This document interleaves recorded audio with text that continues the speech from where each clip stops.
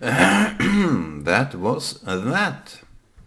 What a nice, sweet music from Malaysia. I thought it was Brunei, but seemingly it is Malaysia. Next time I have to find out where all this is going. So today, what's up with my friends and loved ones? Do you have any love in your life, my friend? Or is it all a game of yours? Game of love. It's a cynical game. Someone mistake for love, but it is just a game. It's a game with words.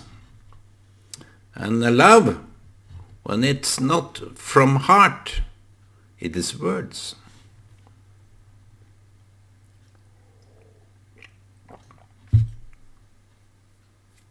They do lip service in order to gain something. Love that is not coming from the heart, pureness of the heart, is that kind of play and game that is no use at all. Nothing to anything that matters. It is a pity story about people's game. What is love? I'm not the right one to say that. My love is a toxic pit in a dungeon with werewolves. No one should trust it. Only pureness is love for children, because it is something there that is pure, that is unowned. Love that seeks to own other people, which many are doing, just to manipulate them, just to trick them into some snares that they have there in their... they have some pretty pictures, they have some colorful eyes, so to say. They are flirting. They are flirting with you, my friend. All what do you think this is? We men, we are intrigued by body, by sight, which is a no-go. It's a sickness in the mind that always play your eyes. People's honesty. You see, if you can have the feeling that you don't need to dictate or something, that is good. Pure love. Who would dare to talk about that? I dare it, but I shouldn't do it, I know, because people will arrest my words. So talking about love is contrary to what I should do. We try to present ourselves in the best possible way. Just to attract, not to be ashamed. But there is intention to everything. I was picked out when I had my dresses on earlier, because they that picked on me knew very well why I should do it differently. Those people that picked on my dress, they knew what was attractive or not. Their game was not my game. Either they like me or not. Either they take me or not. I think the dress codes is a distraction. Because you see, the advocates, the lawyers, the priests, the servicemen and women, the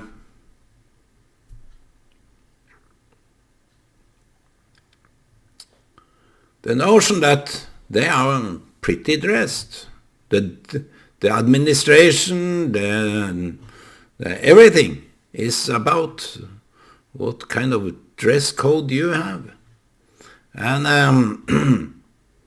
in certain places you have to wear that kind of dress in order to match the company's idea.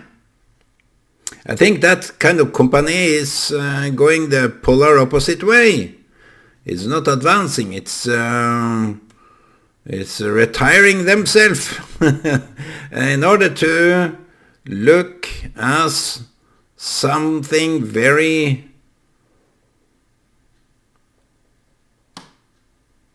you can predict. What you can predict is something very solid. It has some quality. What you can predict is something that holds some quality.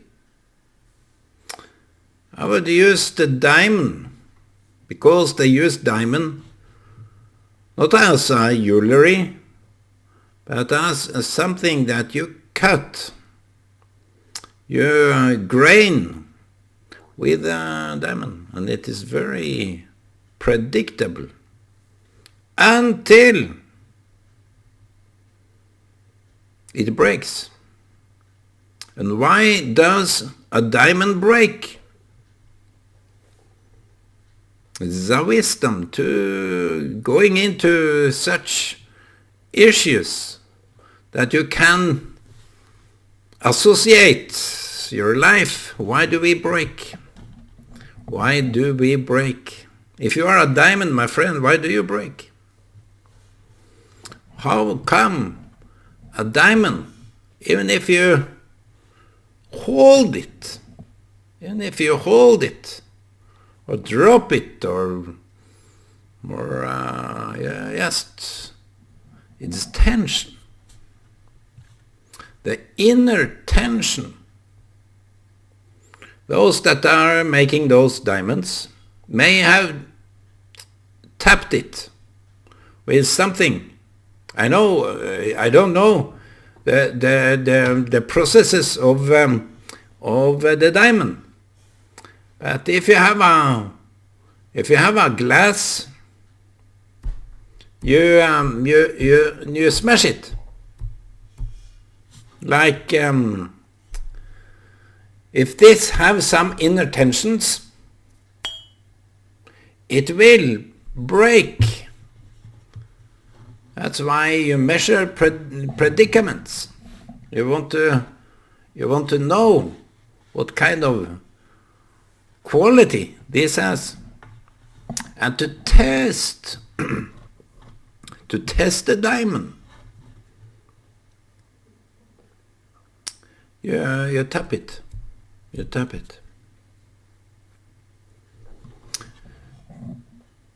You see, dress codes, isn't that nice big of a deal. It's pretty sour.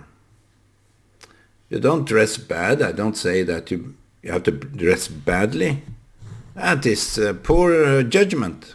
You should dress accordingly. It's not all about what is expected. But those superficial expectations, those superficial ideas that I have to dress in such a way so I look decent. Decent is superficial. It has some superficial qualities to it. If you look decent, it is all about superficiality. It's about the lack of poor judgment. Lack of poor judgment.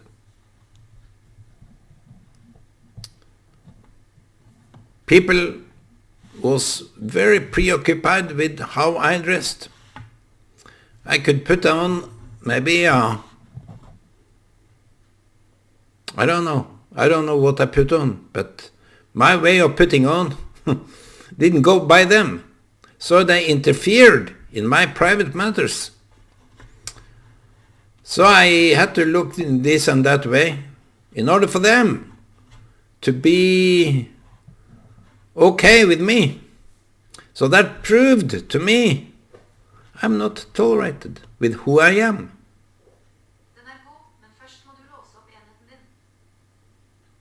I have to...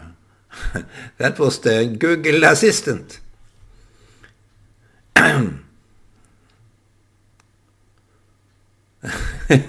wanted to say something now. That was... maybe I shut it down. That was my Google Assistant. I was afraid that it began interfering in my talk, and it just did. And that is awkward.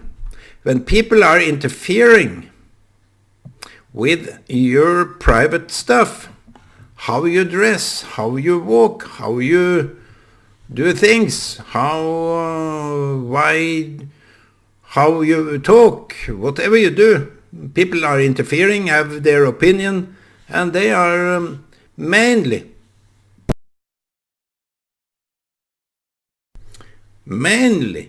very superficial. I have to say, that is a no-go for me. This kind of interfering is because they themselves don't want to look bad. So in some way, some really deep stuff here. If since I was picked on when I was a younger man, it was something about me that was really attractive, I guess. That's why they pick on me. I think deepest sense, something about this guy that is so attractive. So we have to dress him up. And we can look back in the Bible to the David that was dressed up. He was dressed up in I think it was in a military way. Let me write it down so I can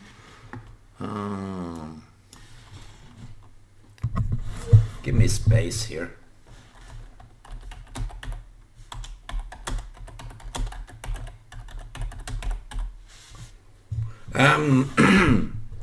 He was dressed up in a way that didn't work for him.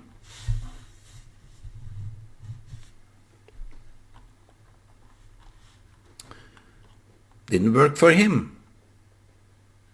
He couldn't work with that suit. So when people draw attention to themselves, thinking that I have to dress this and that way, because I'm not good in whatever else I would be dressed in. That is the codes that are manipulated in your brain. I never bought into that kind of criticism of me. Because David, he was praised by so many people that it got King Saul envious of him.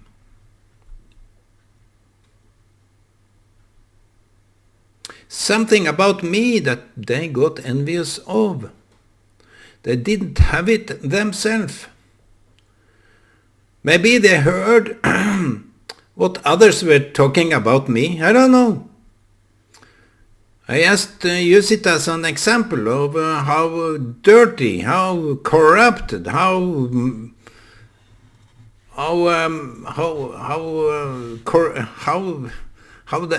the mind is working with those superficial people. Maybe it is due time I put my mind to that. So the dress codes, they were fitting on me. Didn't work. I used them. I had to abide with their... I didn't feel well. Never felt well when they put the label on me. You have to do this, do that. It was not for me. It was for them. They should have mind their own business. Mind your own business, my friend.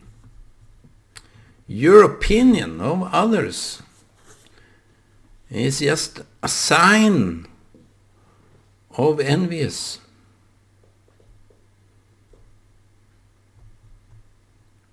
What am I talking here about? What am I talking about? It have gone 18 minutes and yet I don't know. I started with love, but I left it because I don't think it's my task to talk about love. Now I'm talking about dress codes. And that was a little bit more easy because the superficiality of attracting people by your looks, by the notion that we men, we are attracted to hot and pretty ladies. Pure love doesn't go by attraction like that. Bodily, if both fits, it's good. But you can't go there all the time. You have to see what's beneath every person. And I have been growing up paying much attention to the underneath personality. The person underneath that can be so pretty, so nice. But many people do lip services, do services in general, just to be liked because they think they are not liked. They don't know their own beauty, so they mock themselves into shameful acts, like serving someone that doesn't really appreciate them. I told a lady friend of mine, which is now dead, that don't do services for others like that. They will never thank you. They will never appreciate you if you do it. Do it because you really want to do it, not because you feel bad about yourself, not to beg them for accepting you. If they don't accept you, leave them alone. There is no good seeking people's acceptance when they don't accept you in the first place. You should never go there. Don't seek their acceptance. If they can't accept you the way you are in your world, and only there, they are superficial people that you will not have any fruitful relationship with, as long as they don't accept you. It's until their eyes is open, the fruitful equality. People move away because they act as they are to rule the place. What you say and don't say, they are very picky about, so they just rule you out. And you have to make a stand, my friend, so you are not ruled over. Move away from those people. Move away.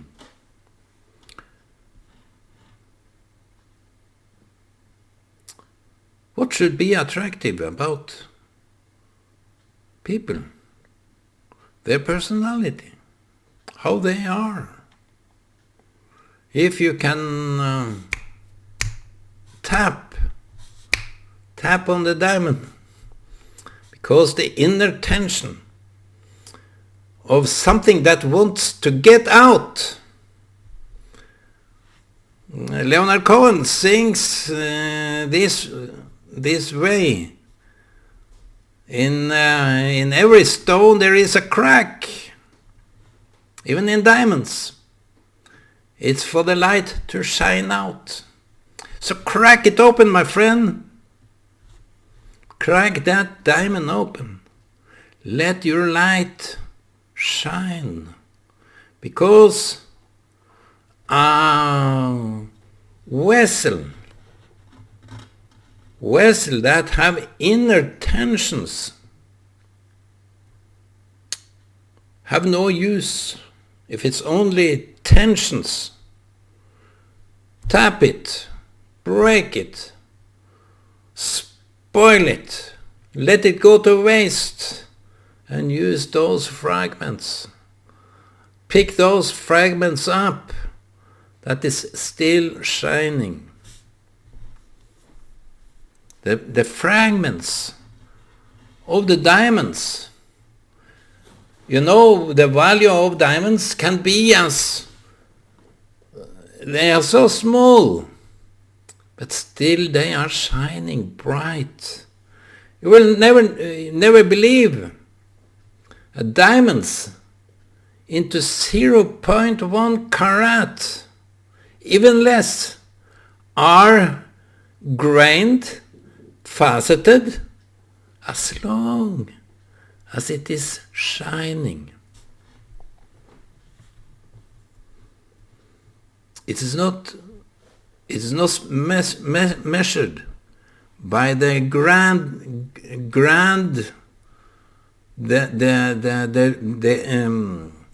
the size of it.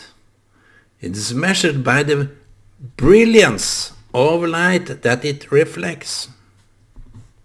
You should pay this attention. You may not be the grandest person, but put out those tensions. Leave it. Leave it. Nothing about you is waste. Let me write that down.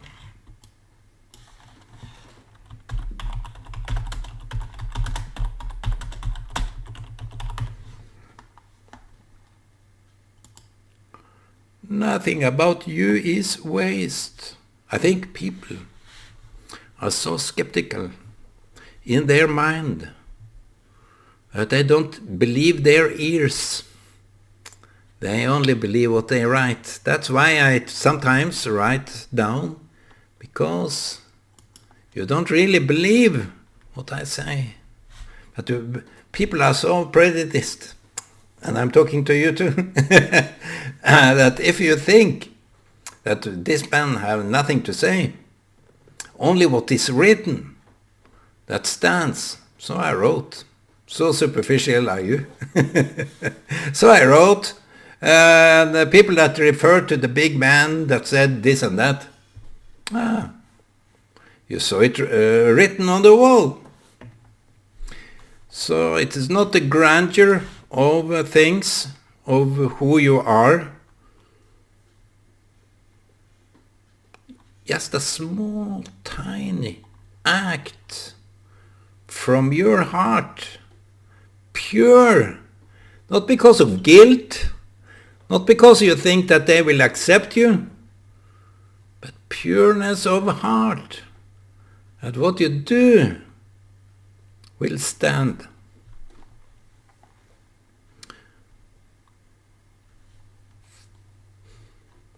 Those that only give commands, they are bystanders, they are judges in their own land, a wasteland, a wasteland.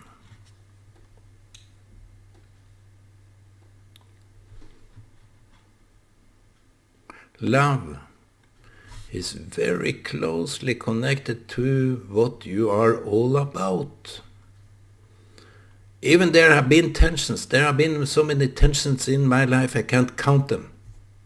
Yet I believe. That's why I have this ring with this stone.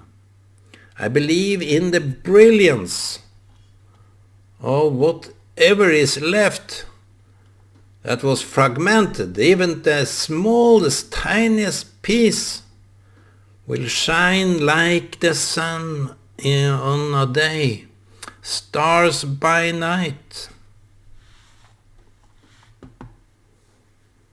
Love makes everything shine. I will write that now down.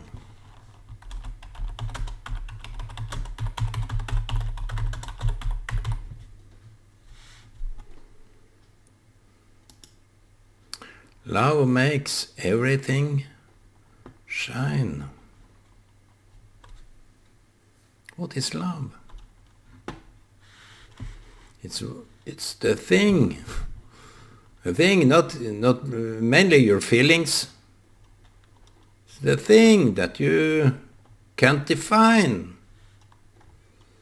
It expresses itself with how you speak, how you do things, how you interact with other people. You can't define that.